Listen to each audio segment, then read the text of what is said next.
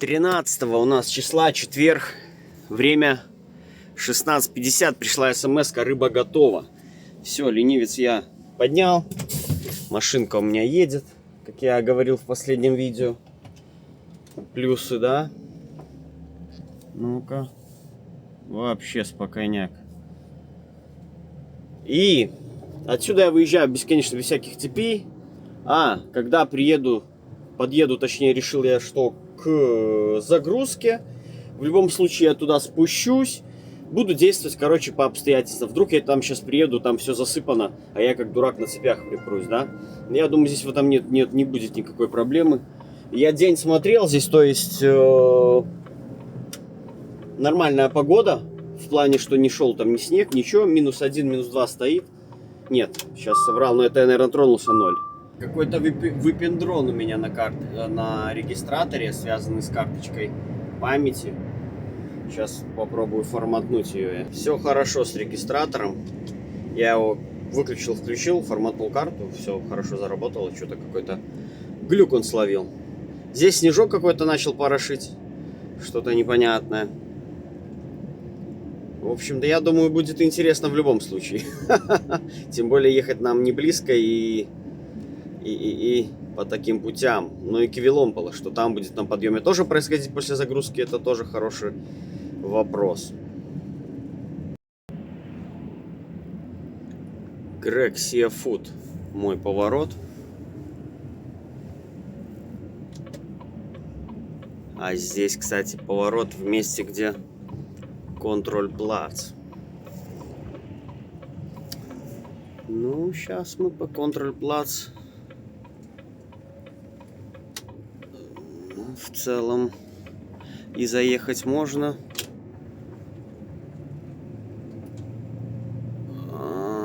Заехать можно, если что, цепи надеть, так?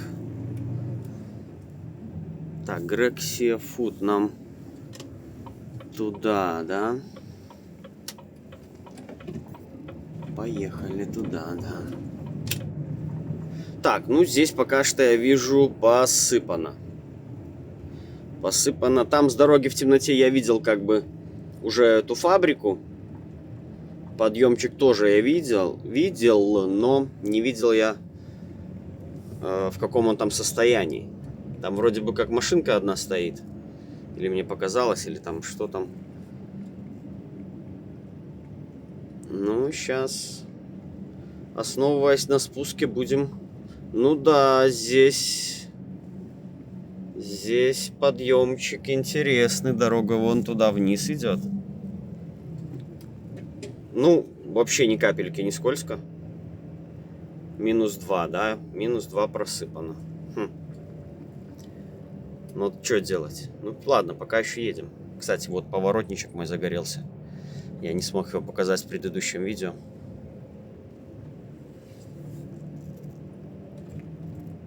То есть здесь вот проверить даже вот этот, как на подъем будем идти. Ну, немножко скользковато, но под нагрузкой на ось, я думаю, проблем не должно быть. То есть нагрузка это капитальной. То есть самое главное, выезд будет с-под рампы. Вы сейчас все увидите. То есть я фотографии смотрел, которая в гугле добавлена. И будет первое, да. И если только это будет второе, то в целом-то неплохо. Так, вижу я впереди тоже еще подъем. Так, ну здесь немножко поблескивает дорожка. И узенькая, конечно, здесь с машинами встречаться желания нету никакого.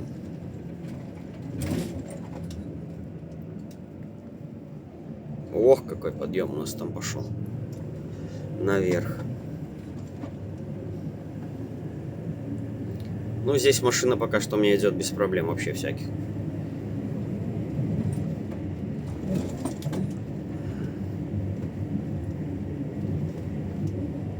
И да, зачастую рыбярни находятся именно во всяких таких вот интересных местах,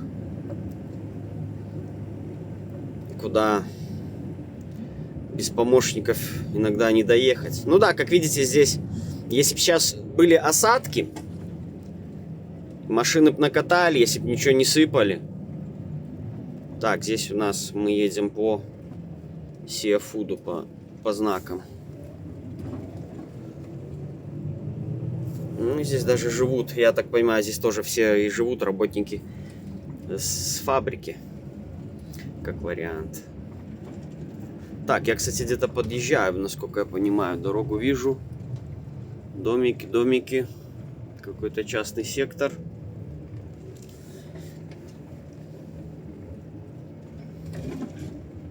Частный сектор. Ну, подъем, я же говорю, нормально. Нормально, как видите, вот он просыпан. Даже тут видно.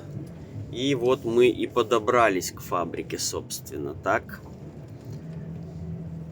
3 машины тут у нас тусуются.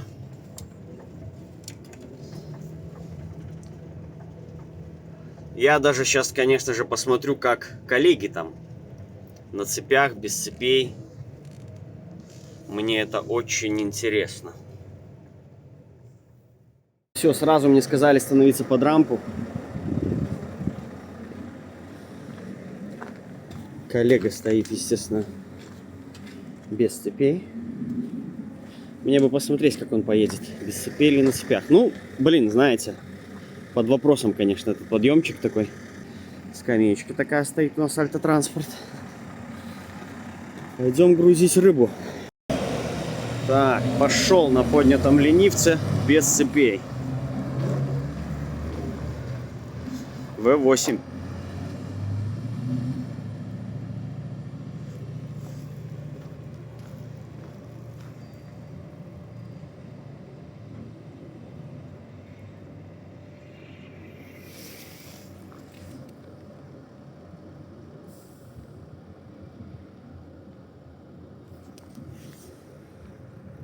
Ну что, зашкрябался он там, да? Да. Ну так себе он как-то, если честно, с V8 тем более не особо уверенно, мне кажется, залетел. Вот так выглядит загрузка. 33 палета, по 3 в ряд. С помощью козырного помощника мы загружаем, подают на прицеп, ну и составляем аккуратненько каждый палетик. Ну, нормально весит, в общем. Потом об этом поговорим, сколько кто весит.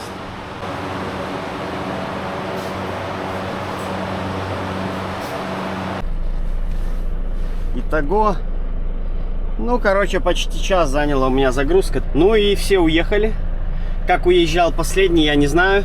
Тот-то на коротыше 100% нормально уехал. В это время у меня начал падать снег. Ну и я понятия не имею. Я сейчас еще немножко прогуляюсь, попробую пройтись, как оно будет вообще. Зацеп есть или нету. И пойду. Сейчас отъеду от рампы, закрою двери.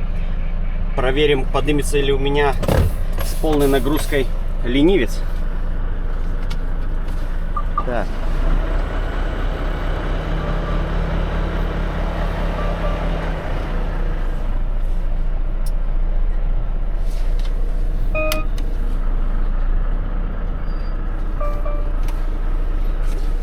Воздух пусть наберет и транспортное положение поставить. Здесь тоже транспортное. Ну и за счет того, что у меня все загружено до конца, то это означает, что вес у нас будет на прицепе больше. Запускаю рев, у меня 0 постоянка должна фигачить. Сейчас пускай запускается пока что. А я схожу в разведку. Попробую пройтись, как оно там идется. О, луна какая у нас светит. Что ж, тут все сбежали, да, разбежались, я последний. Здесь вроде бы вначале еще нормально. В общем, если я сейчас в гору сам на своих тапках поднимусь и оторву ленивца, во-первых, от земли, то буду пробовать. Просто я почему сомневаюсь?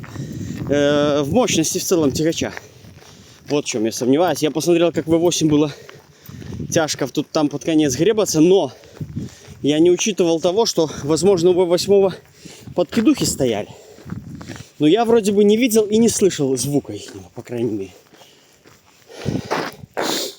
Слушайте, не знаю, должен я зайти. Вот по этим следам вообще идешь очень даже неплохо.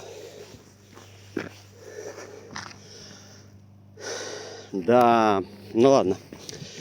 Ладно. Буду пробовать, да.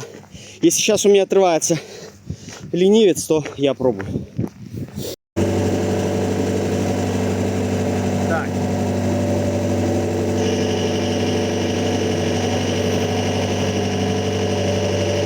Нажимаем кнопочку, выставляем, да, температуру. Ничего, я думаю, вам не слышно. Мне нужен 0.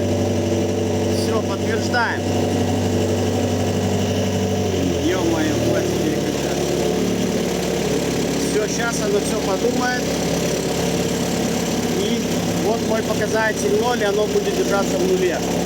У меня стоит нон-стоп, без перерыва. Так, ну что? Начинаем, да. Пробуем сразу с места нажать. Вообще, выйдет у нас или нет это. Так, ну, это загорелось, что он пошел на подъем. Но мы сейчас будем выходить смотреть, потому что как оно и что оно.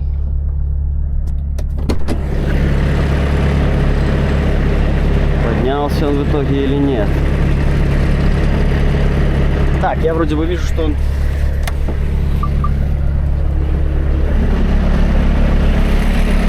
он оторвался, да, есть контакт. Ну что, штурмуем. Без цепей или все-таки я промахнулся, да? Акела промахнулся. Ой-ой-ой. Так, выставляем в мод, конечно же, мы в Power сразу. Вот эту вот горочку, типа там летит, она должна лететь у меня в теории. Со второй она хочет трогаться. Я, наверное, так и поеду со второй. В мануале только. И постараюсь включиться на третью. Или все-таки на второй.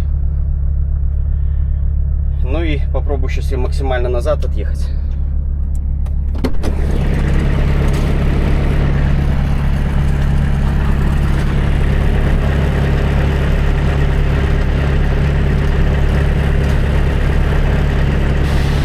И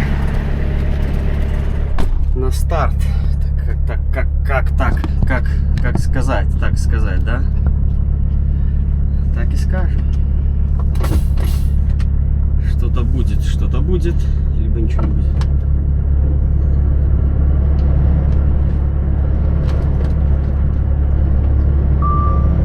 Ну, погнали. На 4-й.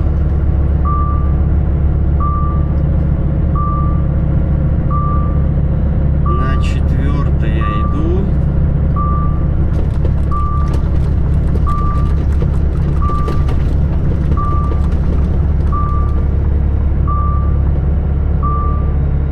И все, и никуда она у меня не пришла. Вот такие вот, ребята, дела. Поэтому теперь мы аккуратно ползем вниз. Опущу я ленивца сразу, чтобы у нас управлешка появилась. Ну, попытка не пытка. Значит, надеваем цепи. Ну и из-за скользоты я не поднялся. Значит, у Норвега, возможно, были шипы или что-то еще, почему у него все получилось, а у меня ничего не получилось. Ну и нам очень аккуратно надо сползти.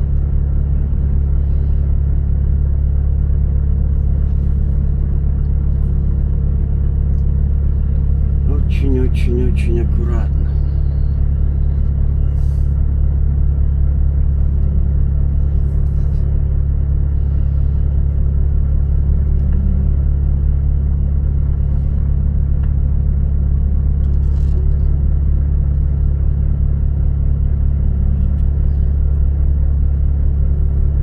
Надеваем цепи, да.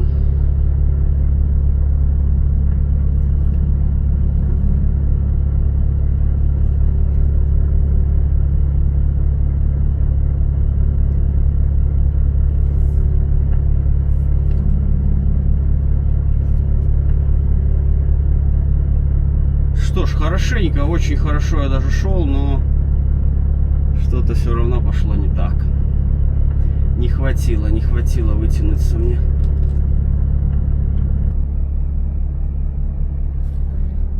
Ленивца обязательно возвращаем сразу, если мы уже на спуск катимся назад. Обязательно его возвращаем и на место, чтобы у нас хоть как-то руль держал. Потому что если у вас не будет держать руль, далеко вы не уедете.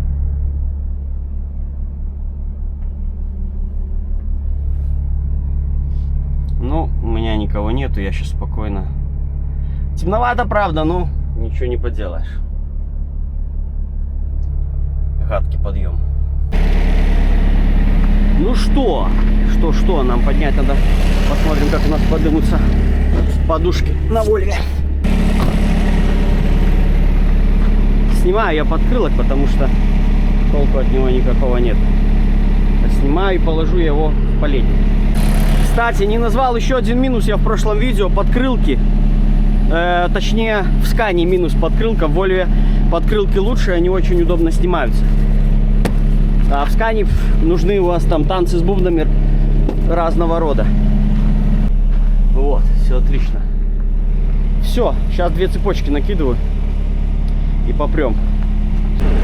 Итак, первое, что я сделал, это я ее разложил и вижу, где у меня перекруты. Чтобы не было никаких перекрутов. Вот так вот ровненько должно все лежать. Шипы кверху. Прошелся, посмотрел. Крюки на месте. Здесь вот в начале.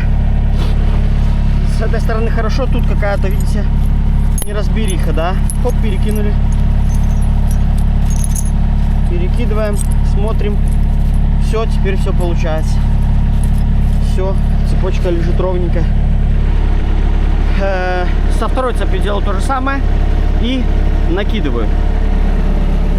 Значит, накидываю. Вот у нас 2 крючка. Это крючок наружный, это внутренний маленький. Я беру за внутреннюю часть посередине шипами кверху 2 руками и сейчас ложу на колесо. Итак, здесь моментик такой, так. Внизу я сейчас буду наезжать вперед, то есть я буду сейчас, да, оборот делать. Оставляется только одно звено, чтобы оно лежало на земле. Больше не надо. Я вот с той стороны сейчас ошибочку сделал небольшую. Я уже когда вторую накидывал, вспомнил, вот видите, здесь у меня их 2. Я немножко ее все-таки подтяну сейчас кверху. Оставлю только одну под колесо. И все, и на них буду сейчас наезжать.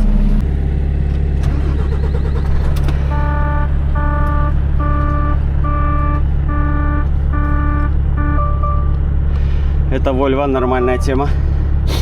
Все, я готов к наезду. Делаю вот с полоборота где-то.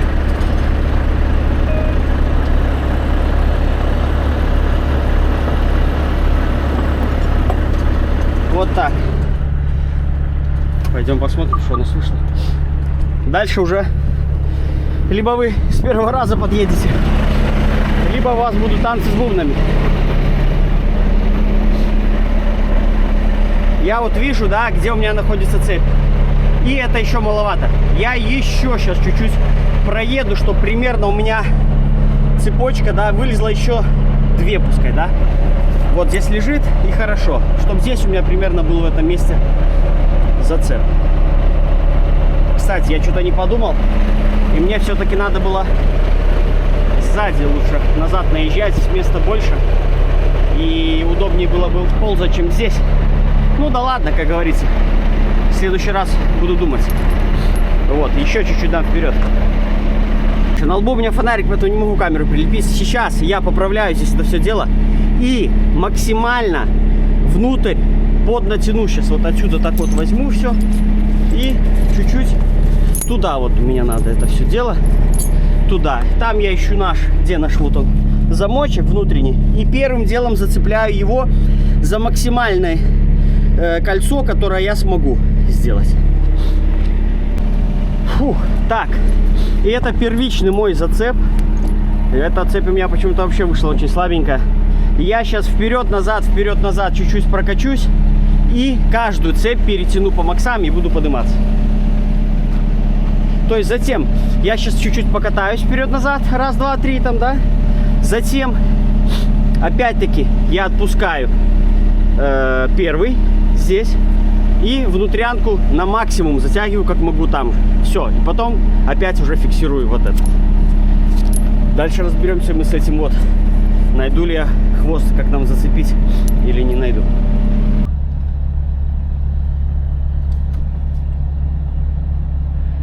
Все просто вперед-назад, сейчас вперед-назад. Точно так же нам нужно стать, чтобы в том же положении примерно было. Чтобы нам было удобно было нам перецепиться. Я вот, если честно, не отметил, где я стоял. По ногам давайте, да, вспомним, где это было.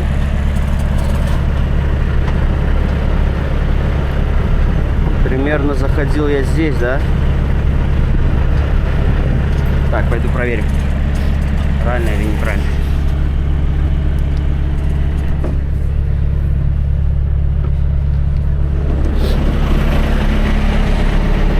Ой, что-то я вообще переехал не так, как надо. Это мне сейчас что надо сделать? Мне дать. Я могу, в принципе, чуть-чуть еще назад дать. И у меня тогда перейдет она сюда. И будет нормально.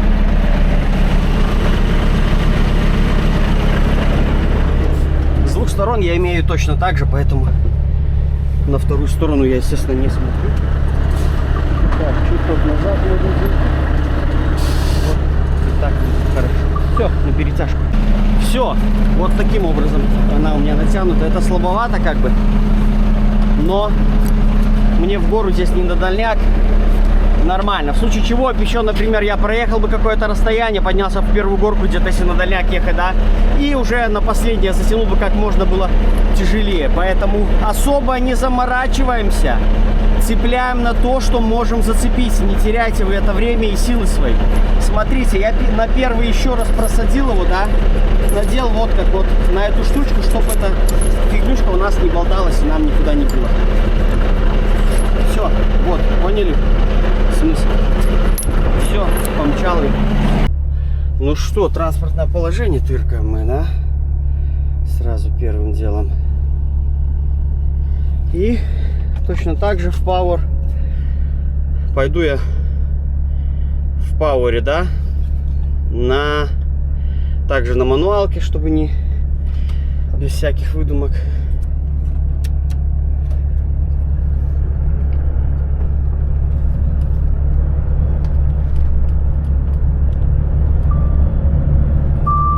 И пошли.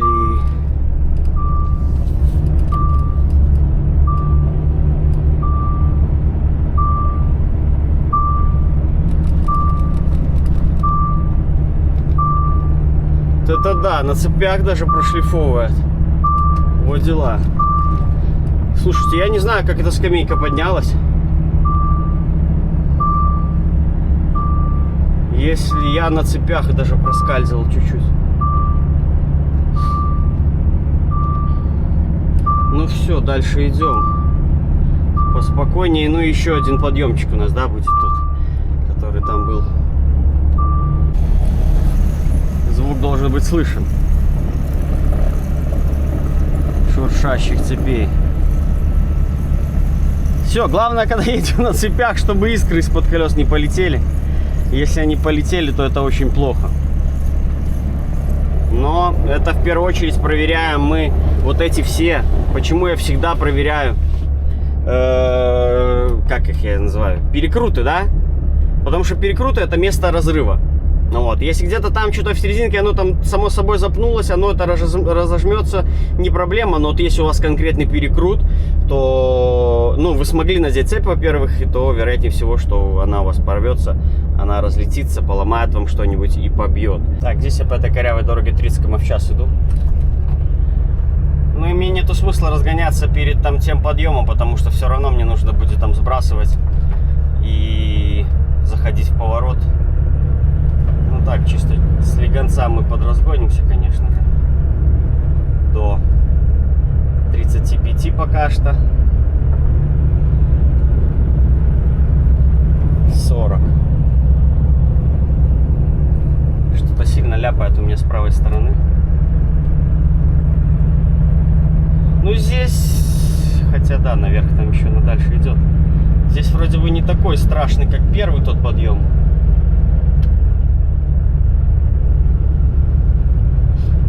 Ну и Volvo, кстати, в пауэре едет отвратительно. Нужно работать на мануалке, потому что она переключает передачи в гору. Ну, я не знаю, конечно, может, если ей довериться, так и надо, но я как бы наблюдал, мне это не очень нравилось.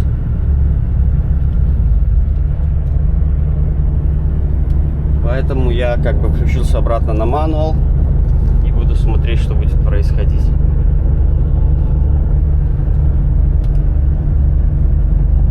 Идет хорошо. Отлично даже, я бы сказал бы. Заходим мы.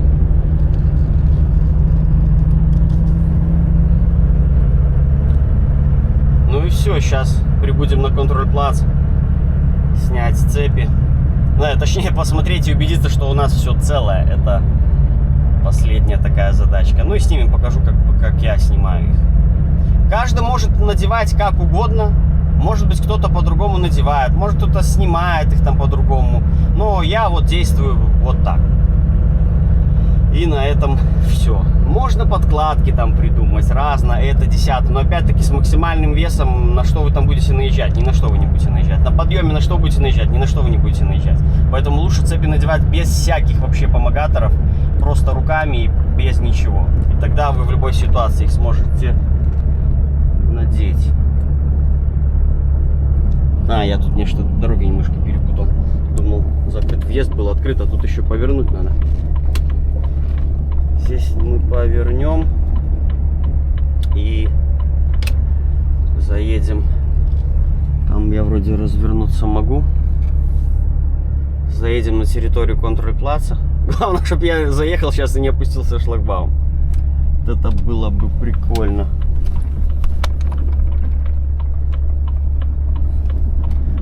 Хоть и пишут они, что тут no паркинг, но мне надо.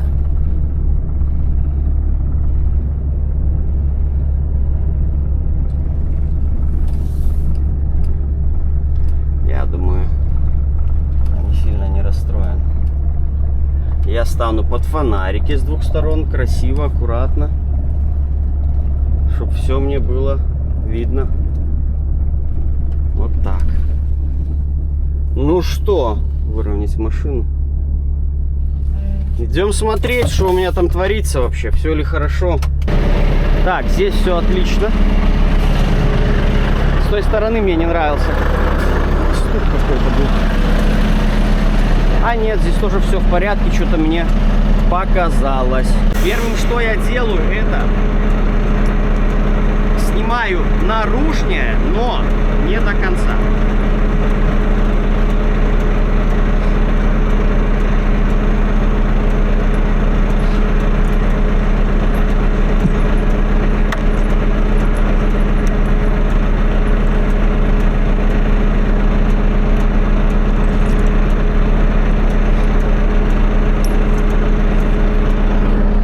Таким образом я ее оставляю, чтобы я сейчас, когда расстегну внутренний замок, у меня цепь не упала между колесами, потому что будет жопа. Все, цепь, когда я освободил из внутри, здесь, естественно, я отсоединяю и аккуратненько ее снимаю, ложу на землю, потом съеду. Со второй стороны точно так же. Все, шмарую спокойно до границы. На границе мне нужно будет транзитку оформить. Что ж, подготавливаюсь я наскоком брать подъемчик. Пока что иду в нормальном режиме, но включу горочку свою. Да, и в этом режиме я и поеду. Ой, что я лишнее понажимал. 8% подъем, я на пауэре в режиме автомат. Пока что только с одной разгрузкой, без поднятой оси. Ну, то есть, по факту буду смотреть, насколько машина будет терять скорость. То я либо подыму, либо так и поеду дальше с разгрузкой. Значит, вес груза у меня 21 тонна пишет. Ну, на весах весы были закрыты, поэтому я не взвесился. По ощущениям, как бы, наверное, да. Где-то плюс-минус. Ну, сейчас, конечно, на подъеме я это все узнаю дело. Да, тут движняк такой, я хочу сказать, неплохой. И легковые, и грузовые. Движуха идет полным ходом.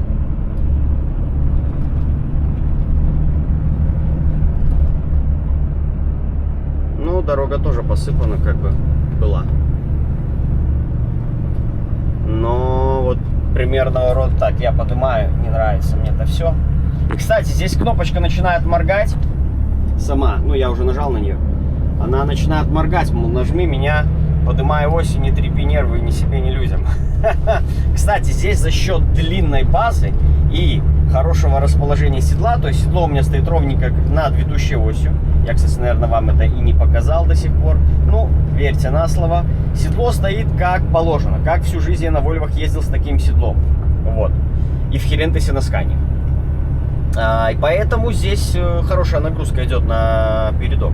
То есть, если с максимальной загрузкой брать, то должна быть там под 8 тонн. А если вот как с моим сейчас весом примерно, да. А я даже не знаю, где я теперь смогу взвеситься. Наверное, я не в Швеции.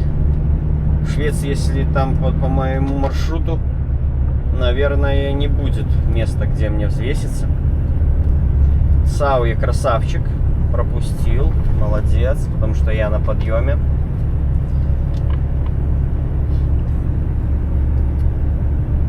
Идем. Тут, конечно, в дню красиво было бы. Тут такое ущелье козырное. Так, что у меня тут происходит, я не понимаю с машиной. Вот, она у меня подбуксовать даже решила. Ё-моё, сорян, братан.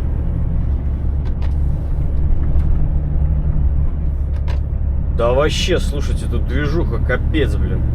Как в Германии прям. Ну реально. Скоро, легковые, блин, грузовые. Как будто их держали всей кучей, и вот они сорвались.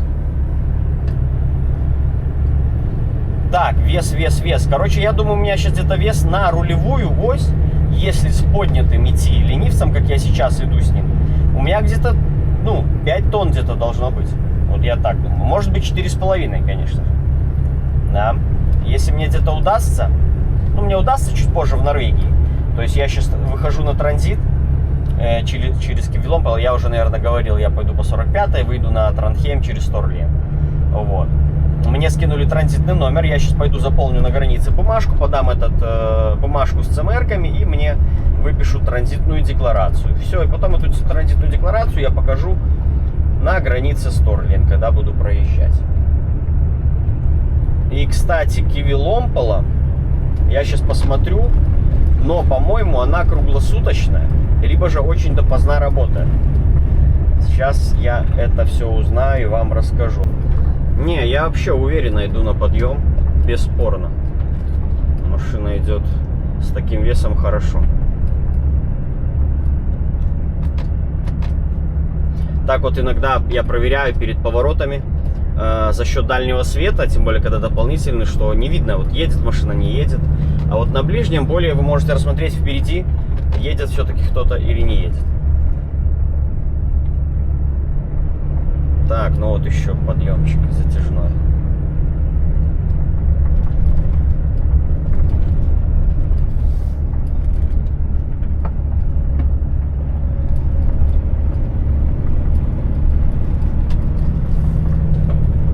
Затяжной последний все-таки, да, я был под сомнениями, помню, что что-то здесь еще будет. 33 у нас.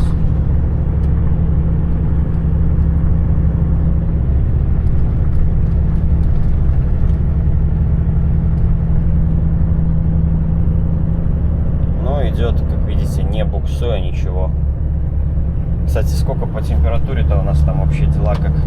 Минус 6. То какие буксы у нас могут быть? Все, видите, как ушли мы от воды. Я уже привык за 3 дня, что вода кругом. И вот эта погода 0, минус 1, что абы что полная. Но вот в такую погоду, конечно, на подъем уже идти. Здесь сухо, тем более, должно быть в этом месте. И дорога хорошая, в общем. Опустил я ленивца и включил разгрузку. Ну так, ради теста, как бы я вижу, что машина идет хорошо. Попробую так. Но моргает оно здесь, не знаю почему, потому что со второй стороны оно тоже моргает. Типа показывает, что, наверное, да, разгрузка типа включена. Ну и тут маленький значок. Да, здесь минус тоже, кстати, огромный, что вот этой информации здесь нету. Да, кстати, о минусах тоже говоря, я забыл вообще сказать, абсолютно вылетело из головы, что у меня нету весов в базе. То есть, например, ну, это нужно дополнительно делать, и это как-то очень странно, что в Volvo нету весов. Или их отключили, или что, или как. То есть, ну, здесь же все есть, подушки есть, это есть, то есть. Но их здесь нету. Вот так. Я облазил, перечитал свой инструкцию, которую скачал на телефон. Точно так же вводите Volvo там трак, что-то там для водителей, и по номеру шасси вам выдаст ваш тягач именно конкретно и весь его функционал. Плавненько я подбираюсь к Киви Ломпола. Работает, кстати, она круглосуточная. Здесь кто тут тусуется?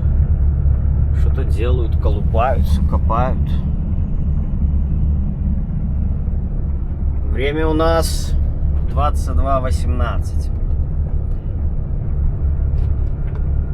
И дорога хорошая. Минус 9, кстати, за бортом. Поэтому дальше, я думаю, там примерно все то же самое будет. Днем уже я расскажу все, что не рассказал, там про цепи, моменты и нюансы. Для новичков будет информация полезная. Вот у нас, что мы в Финляндию въезжаем. Информация. Ну и сейчас вам покажу. Кстати, интересно, у меня омывайка замерзла в минус 9 или нет? Нет. Видали, как круто? Отлично. Так, красная, зеленая.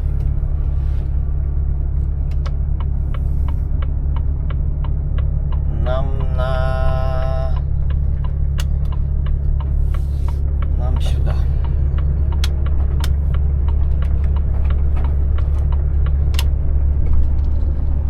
Кстати, Скилписjärvi, они очень похожи между собой. Киви Ломпола и Kilpisjärvi.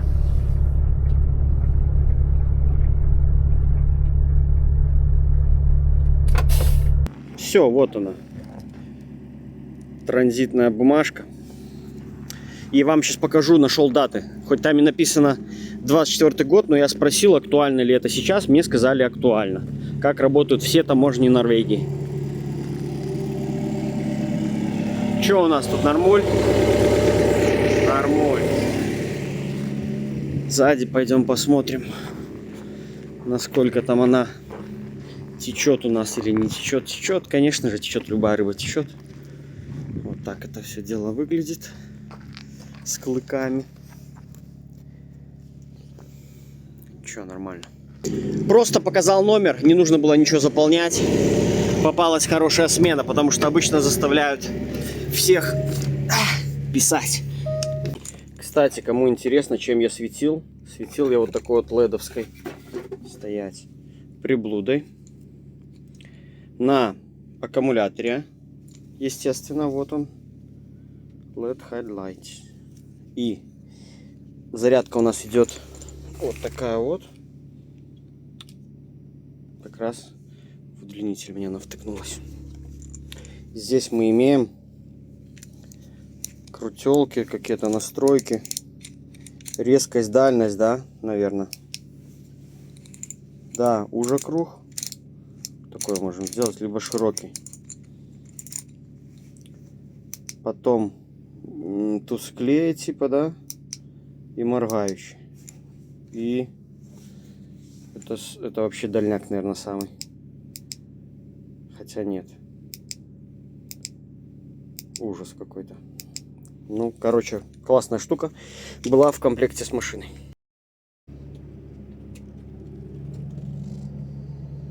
Включается также от поворота руля даже помощник. С той стороны. И там тоже есть. Ха-ха. Так, я на паузу приехал. Тут пойдем мы с вами посмотрим на санки разные. Здесь потом крутанусь и в сторону Швеции поеду. Здесь вот такая заправка интересная, что Neste с одной стороны 3,9. Блин, что-то не фокусируется. С другой стороны 4,4. Кривая какая-то. А здесь мы, кстати, вместе. На паузу я стал. Это бывшая движуха, где тусовалась кто? Гиртека туда, по-моему, перецеплялась постоянно. Здесь все было в Гиртеке. Тут их нет, типа такая точка слета была.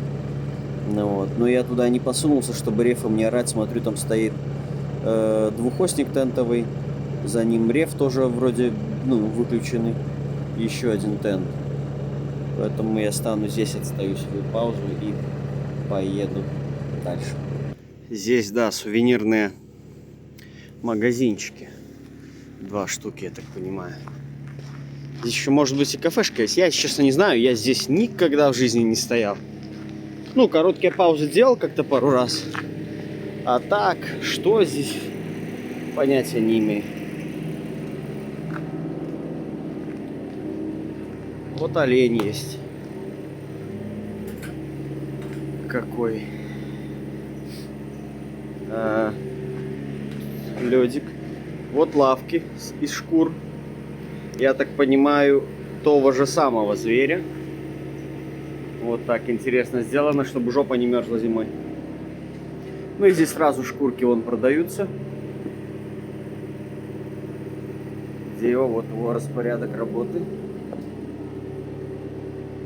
С 10 до 18. Здесь вообще они спокойно висят. Вон там, там. Как будто так и надо все. Здесь вон же сани. Это, наверное, я не знаю, к кому их прицепляют. Но по льду так это точно. И кого в них перевозят? Людей, интересно, да, наверное? Лавок тут нету никаких. Нет, без лавок. Так, вот скороходы тоже. Типичные. Касса.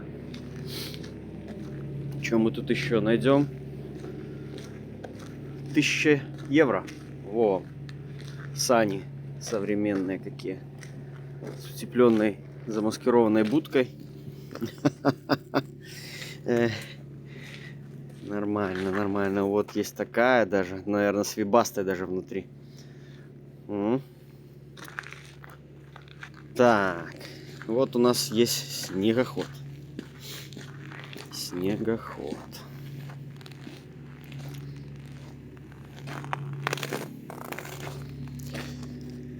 Ну и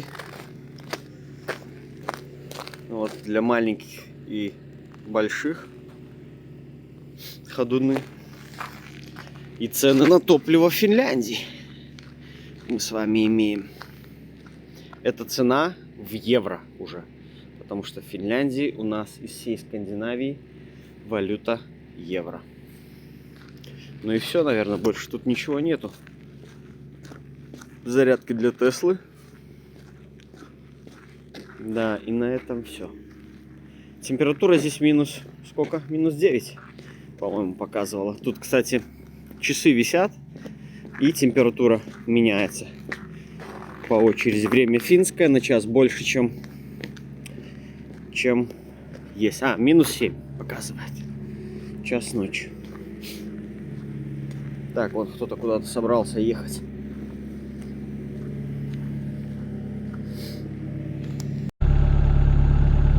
Утро у нас 14-го. Ой, какое утро? Обед. Обед у меня. В 5 ночи я встал. Или утра в 5. Непонятно как. Короче, ехал и приехал. Я нахожусь на Йокмёке. Здесь я был. Здесь я снимал контент. Здесь люди приезжают и наклеивают все свои наклейки со своих стран. все, кому что угодно. У меня пока наклеек Tracker in Scandinavia нету, поэтому я здесь ничего не наклею. Классная погода, минус 5 где-то по ощущениям. Градусник не смотрел еще. Поэтому сейчас завтракаю, ну, по моему расписанию завтраки выезжаю.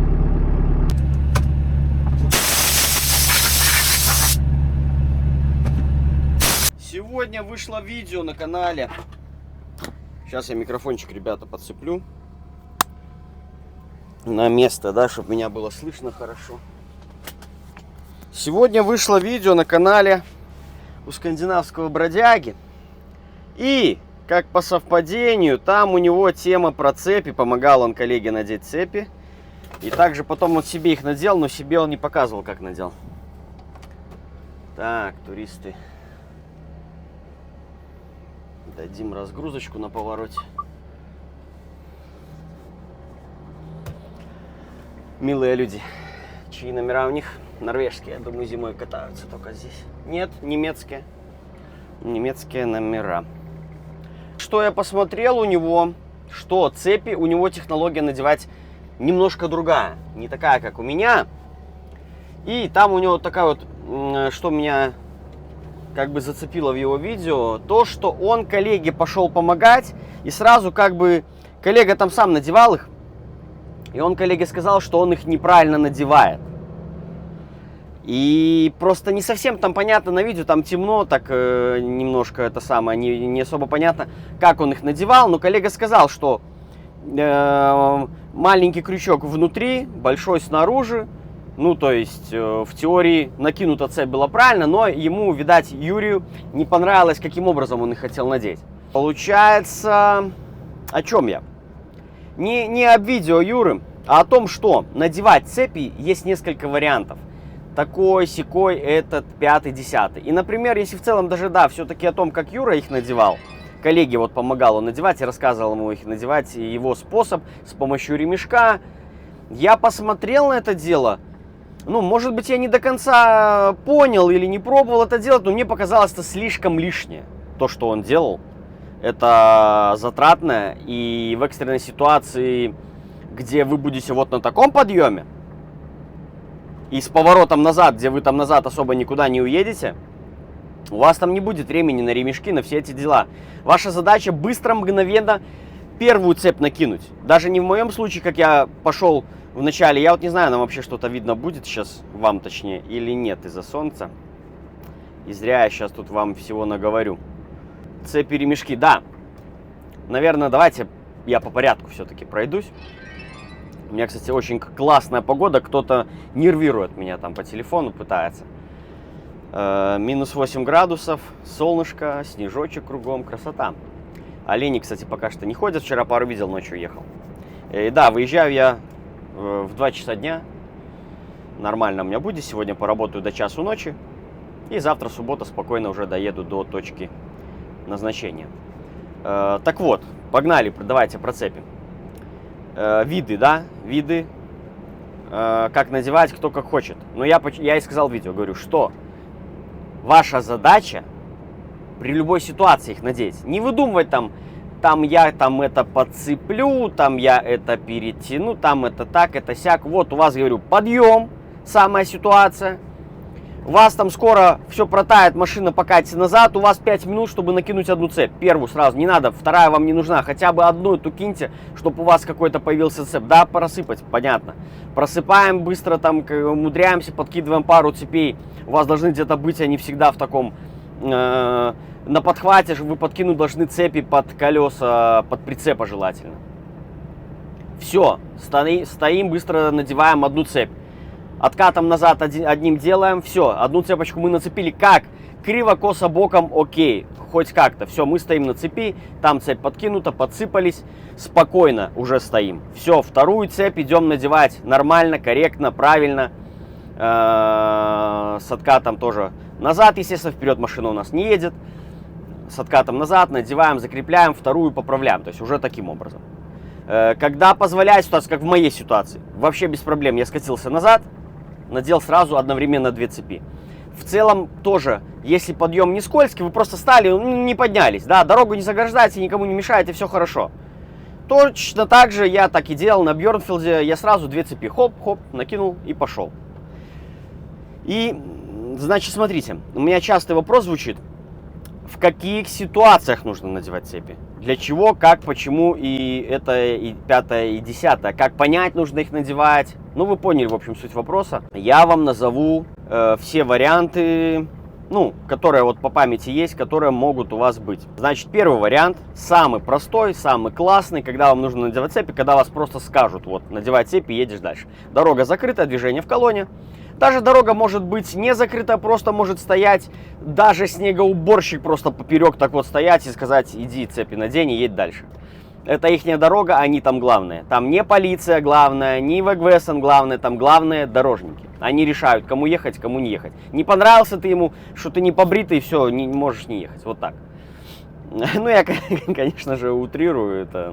Но по факту именно я однажды, давно еще, вот когда последние разы я катался на Финмарк в Ларсприме, так у меня и было, что я приехал, дорога была закрыта, и приехал водитель снегоуборщика, говорит, надевай цепи, вот, жди, потом дорогу откроем, поедешь.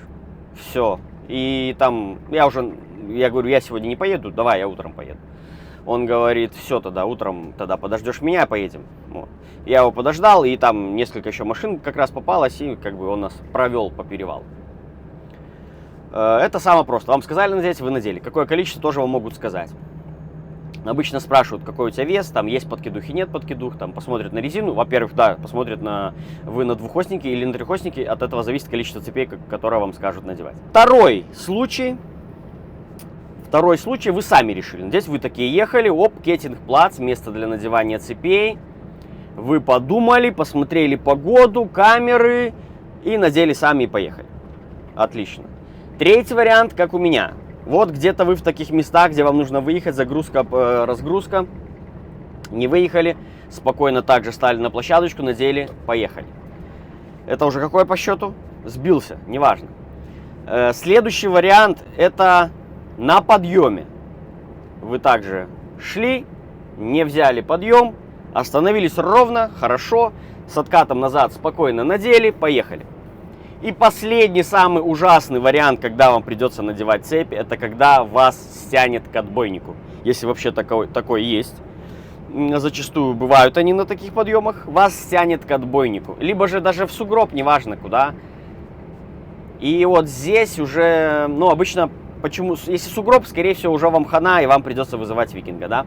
Если отбойник, то вы можете поехать, но как вы наденете цепь на колесо, которое у вас в отбойнике, вот это уже вопрос совсем другой. На одной цепи, вероятнее всего, если будет там уклон хороший, очень скользко, вы наденете самую большую цепь, сможете как-то умудритесь ее надеть, не факт, что вы сможете тронуться. И я слышал от коллег своих такие истории, когда они попадали на такие викинги, когда они, не было уже возможности надеть цепь. То есть одну цепь надели, машина не поехала. На этом все. Вторую цепь возле отбойника надеть нельзя. Не получается. Вызывали викинга. Вот, собственно, все случаи, когда вы можете их надевать. Смотреть погоду. Это понятное дело. Смотреть, встречка едет ли к вам на цепях или нет. Смотрим, кто-то может, опять-таки, в кармашке на Кеттингплацу, если стоят все там толпой, надевают цепи, я бы подумал бы 1000 раз. Я бы, наверное, заехал бы, пообщался, там, поспрашал, еще раз пересмотрел камеры, погодные условия и так далее. И опять-таки, когда большое скопление идет по дороге, вы едете, и поток машин идет, и вы видите, что там гололед начинает, скользко, впереди перевал, то это риск. Это риск встать, потому что кто-то из этой толпы там встанет, и вы станете за ним. Поэтому здесь уже либо ждите, либо заезжайте на Кеттингплац, в карман, куда хотите, где вам удобно, надевайте цепь, хотя бы одну, и стартуйте. Для убедительности. Я надевал всегда одну цепь, если что-то такое мне непонятное, вот, значит, для страховочки, хоп, одну надел и спокойненько пошел. Вот. Такая вот история. По поводу количества сами тоже думайте. Рулится у вас машина, надо вам надевать на руль, не надо. Надеваем только на правое колесо. Никогда ни налево не надеваем, потому что вы можете себе побить просто рулевую, ту самую, колонку эту, да. и рулевую тягу, и вы приехали. Вот, поэтому только туда. Там надели, там спокойно. И без шипов. Я сейчас цепи, которые надевал, это легкие цепи, облегченные. Да, они шипами, но они облегченные, маленькие. Это не тяжеленные, которые норвежские, красные, да, с такими вот шипами толщенными. Их не поднять, там кольчуга такая, что там, надо, да, силы приложить, чтобы их выложить на колесо, все эти дела. Там, да, другая история. У меня же был облегченный вариант, простенький, он легенький, клац, кинул с шипами, да, хорошо, поперечную, все. И тоже их не так часто, то есть это вот идет поперечно. Самые тяжелые это вот норвежские, где через сколько их, через 3 каждых звена идет у вас поперечина из этих шипов, то есть, ну, и там толщина металла, блин, капец какая. Вот, это уже самый такой тяжелый вариант, конечно же. Едет везде, просто по любой дороге, по любому покрытию, с любым весом. Кстати, да, я в подъемчик, возможно, мог задействовать блокировку, но я ее не задействовал. Как бы и так сойдет уже, когда цепи надел, думаю, что мне, какая тут уже блокировка, и для чего она мне нужна. Взял да поехал. Если бы я пошел на блокировке сразу, то вероятность того, что если бы я все-таки что-то смог там дальше прошкрябаться, я бы в поворот бы не зашел бы на этой блокировке и ушел бы в соседний там какой-нибудь дом.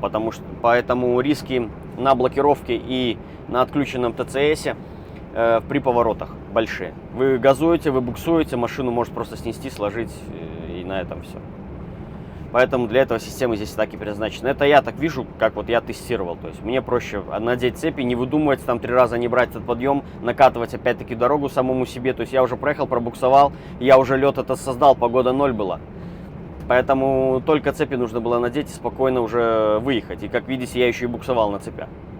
Ну, поэтому всегда нужно не спешить. Вот так тоже могу сказать. То есть на подъеме, когда экстренная ситуация, у вас там гололед жуткий, нужно как-то вам спокойно, быстро принять решение. Ну вот, это для новичков, чтобы понимали, что. И не пороть горячку. И вообще всегда на любом подъеме не надо вам ехать назад, там куда-то там, если вы на конкретных перевалах. Там вот как в моей ситуации, да, я почему шел на риск? Потому что я знал, что если я дойду уже до поворота, то я и дальше пойду. Если я не дойду до поворота, то я спокойно скачусь назад на ровную площадку и надену цепи.